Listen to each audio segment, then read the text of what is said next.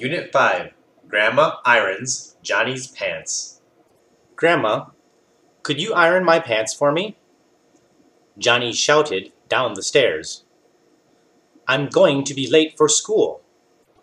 There was no response. It was if he hadn't been heard. But then he remembered something important that would surely gain his grandmother's attention. Please? He politely added. That's better, his grandma said, her voice echoing up the stark concrete walls of the stairwell.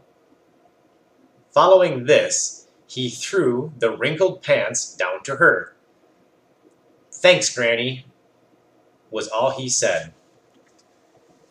You're always forgetting to use your manners, she scolded. Sometimes I wonder if you were raised by monkeys. But then again, they probably have better manners than you do. The elderly woman bent over and picked the clean pants up off the floor. She gave them a shake and wiped off the dust with her hands. She opened the closet door and took out the ironing board. It made a ratcheting sound as she pulled out the collapsible legs and set it up.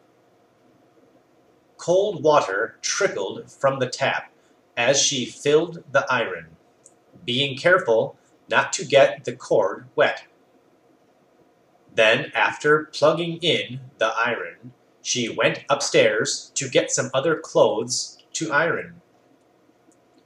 She felt that there was no sense in getting the iron ready just for one pair of pants.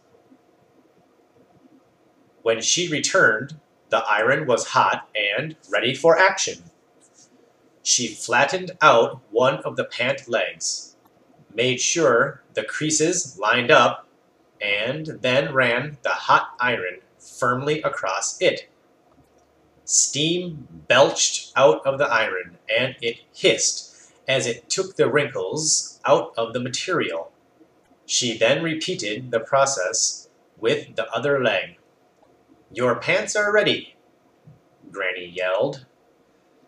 Johnny suddenly streaked past her in his ginch.